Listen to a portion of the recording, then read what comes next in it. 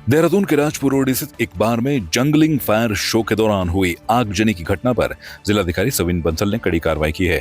घटना को गंभीरता से लेते हुए डीएम ने बार का लाइसेंस 15 दिन के लिए निलंबित कर दिया है। जांच के लिए गठित संयुक्त टीम ने अपनी रिपोर्ट में सुरक्षा मानकों की अनदेखी और गंभीर लापरवाही की पुष्टि की है। जांच में पाया गया है कि बार के तीसरे तल पर करीब 50 लोग मौजूद थे और 2 बारमैन फायर शो कर रहे थे, जिनसे आग लग गई और दोनों झुलस गए। रिपोर्ट में यह भी सामने आया है कि हॉल की सीलिंग में लकड़ी और टहनियों का उपयोग किया गया था, जिससे आग फैलने का खतरा बढ़ गया। जिलाधिकारी ने स्पष्ट किया कि जन सुरक्षा सर्वोपरि है और किसी भी बार या प्रतिष्ठान में सुरक्षा नियमों का उल्लंघन बर्दाश्त नहीं किया जाएगा। पिथौरागढ़ विकास भवन सभागार में जिलाधिकारी विनोद गोस्वामी आईएएस के सम्मान में एक भावनात्मक विदाई समारोह आयोजित किया गया। विकास भवन परिवार के आयोजित इस समारोह में जनपद स्तरीय अधिकारी, कर्मचारी, पुलिस विभाग, मीडिया प्रतिनिधि और सामाजिक संगठनों के सदस्य बड़ी संख्या में उपस्थित रहे। समारोह का उद्देश्य उन्हें विदाई देने के साथ उनके उत्कृष्ट प्रशासनिक नेतृत्व, पारदर्शिता और संवेदनशील कार्यशैली के प्रति आभार व्यक्त करना था। अपने 13 माह के कार्यकाल में गोस्वामी ने जनपद में अनेक विकास कार्यों को दिशा दी। माननीय मुख्यमंत्री जी का और सरकार का बहुत धन्यवाद। जिलाधिकारी के रूप में पिथौरागढ़ में काम करना मेरे जीवन की सबसे बड़ा एक समय रहा, सबसे महत्वपूर्ण समय रहा, सबसे बड़ा सौभाग्य रहा। मैं इस पूरे कार्यकाल में जो भी जनता की सेवा कर पाया और अपने अधिकारियों के साथ में मिलकर के हमने दूरस्थ क्षेत्रों तक जो विकास है उसको पहुंचाने का जो भी हमने प्रयास किया, उसके लिए मैं जितने मेरे सहयोगी हैं, जितने मेरे साथी अधिकारी हैं, जितने मेरे साथी कर्मचारी हैं, सभी का मैं धन्यवाद करता हूं। सभी जनप्रतिनिधियों का भी धन्यवाद करता हूं जिन्होंने निरंतर हमें सहयोग प्रदान किया, और साथ ही साथ में यहाँ के पत्रकार बंधुओं का भी विशेष तौर पर धन्यवाद करता हूं कि जिनके द्वारा निरंतर हम लोगों को मार्गदर्शन भी दिया गया और समय समय पर हम लोगों को अपने न्यूज़ के माध्यम से विवरण भी हमें हमें जानकारियाँ भी हमें देते। पिथौरागढ़ जनपद के मोनाकोट ब्लॉक के क्वीतड़ जमतड़ी सैलोनी मोटर मार्ग की हालत बद से बदतर हो चुकी है। यह सड़क नेपाल सीमा हल्दू को जोड़ती है और ग्रामीणों के लिए मुख्य मार्ग है, लेकिन इसकी जर्जर स्थिति के कारण लोगों को रोजाना जान जोखिम में डालकर सफर करना पड़ रहा है।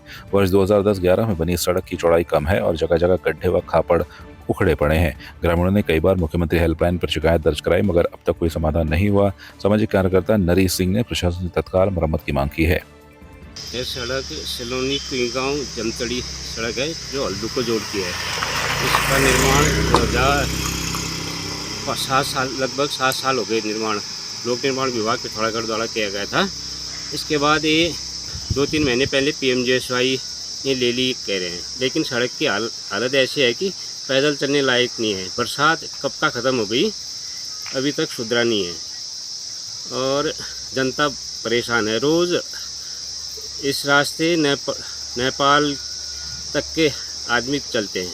चाह रहे हैं कि इस सड़क को जल्दी से जल्दी सुधारा जाए, क्योंकि ये नेपाल सीमा से जोड़ती हुई सड़क है।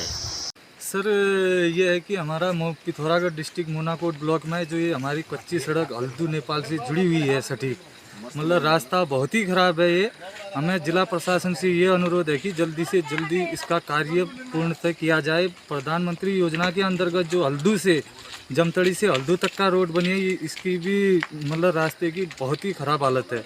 जल्दी से जल्दी सफाई होनी चाहिए सर। पूर्व में जब ऑफलाइन माध्यम से विभाग द्वारा आगरण गठित करके प्रेषित किए जाते थे उच्च अधिकारियों को, तो उस वक्त पे हमने इस जो आप कह रहे हैं इस मार्ग का आगरण तैयार करके शासन को प्रेषित किया था।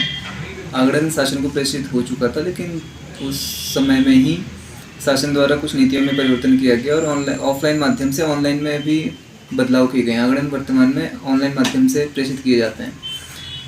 तो उस बीच में ऑनलाइन माध्यम से जो आगरण प्रेषित किए जाते हैं उनकी ट्रेनिंग्स वगैरह हुई, तो उसमें काफ़ी टाइम लग गया। तो अभी वर्तमान में हमने क्वीतड़ जमतड़ी मोटर मार्ग का सुधारीकरण के प्रथम चरण का आगरण तैयार कर उच्च अधिकारियों को प्रेषित कर दिया है। देहरादून में कांग्रेस कार्यकर्ताओं और NSUI के छात्रों ने नशे के बढ़ते कारोबार के खिलाफ गांधी पार्क से एक विरोध रैली निकाली। रैली में बड़ी संख्या में छात्र, पार्टी कार्यकर्ता और कांग्रेस के वरिष्ठ नेता शामिल हुए। पूर्व मुख्यमंत्री हरीश रावत ने इस दौरान प्रदेश सरकार पर गंभीर आरोप लगाते हुए कहा कि उत्तराखंड में नशे का व्यापार सरकार की मिलीभगत से फल फूल रहा है। उन्होंने कहा कि सरकार युवाओं को रोजगार नहीं दे पा रही, लेकिन नशे के सौदागरों को खुली छूट दे रखी है, जिससे राज्य के नौजवान नशे की गिरफ्त में जा रहे हैं। मैं अपनी युवा पीढ़ी को बहुत बधाई देना चाहता हूँ। मैं छात्रों को बहुत बधाई देना चाहता हूँ, NSUI को भी और हरीश और दूसरे लोगों को, कि इन लोगों ने बड़ा फैसला लिया और आज की पीढ़ी के सामने जो हमारी युवा पीढ़ी है, जिसको हम जेन जी कह रहे हैं, उसके सामने जो सबसे बड़ी चुनौती है वो है रोजगार की, और दूसरी चुनौती उनके सामने है नशे की। आज रोजगार तो ये दे नहीं पा रहे हैं, लेकिन नशा जो है घर घर पहुंचा दिया। धन्य हो भाजपा तेरी, पुड़िया हर जगह पहुंचा दी इन्होंने।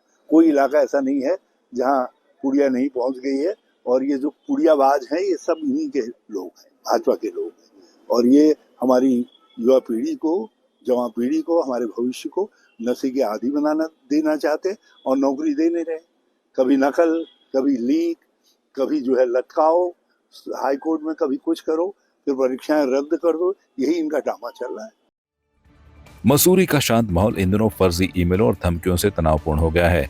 भाजपा मंडल अध्यक्ष रजत अग्रवाल के नाम से विभिन्न बैंकों और सेंट जॉर्ज कॉलेज सहित प्रतिष्ठित संस्थानों को धमकी भरे और मानहानिकारक ईमेल भेजे गए हैं।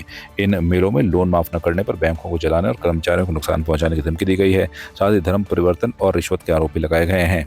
रजत अग्रवाल ने इसे उनकी छवि धूमिल करने की साजिश बताते हुए कहा कि कोई असामाजिक तत्व उनकी लोकप्रियता को निशाना बना रहा है। उन्होंने प्रशासन से मामले की गंभीर जांच की मांग की है। मेरे नाम से मेरी ईमेल आईडी से मिलती जुलती ईमेल बनाकर स्टेट बैंक ऑफ इंडिया की 6 शाखाओं में, बैंक ऑफ बड़ौदा की 1 शाखा में मेल भेजी गई, जिसमें साफ लिखा गया कि मसूरी के लोगों ने, जिन्होंने लोन लिए हैं, ऋण लिए हैं, अगर इनके लोन माफ़ नहीं करे गए तो हमारे द्वारा बैंक को आग लगा दी जाएगी, बैंक को नुकसान पहुंचाया जाएगा, बंदूकों का इस्तेमाल होगा, और बहुत ही ऐसी कई शर्मनाक बातें लिखी थी जिनका हम पूर्ण रूप से खंडन करते हैं। और इसकी निंदा हमने पहले भी करी थी, आज भी करते हैं। और आज फिर 2 संस्थानों को ईमेल आई, एक स्टेट बैंक ऑफ इंडिया को, जिसमें 5 करोड़ की रिश्वत की लेन देन की बात करी गई मेरे मित्र मेघ सिंह कंडारी द्वारा, और दूसरी मेल जो गई, जो बहुत ही शर्मनाक घटना हुई है, वो गई है सेंट जॉर्ज कॉलेज में, जहाँ का मैं खुद एक छात्र रहा हूँ। मैंने अपना अध्ययन वहीं से करा है। और उस विद्यालय को लिखा गया, प्रबंध समिति को लिखा गया कि अगर प्रबंध समिति द्वारा सेंट जॉर्ज कॉलेज को बंद नहीं करा गया तो उनके खिलाफ कोई कार्रवाई की जाएगी।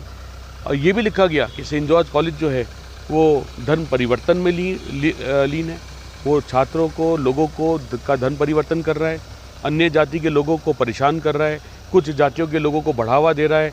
इस प्रकार की इतनी ऐसी बातें लिखी गई जिनका वर्णन करना मैं ठीक नहीं समझता।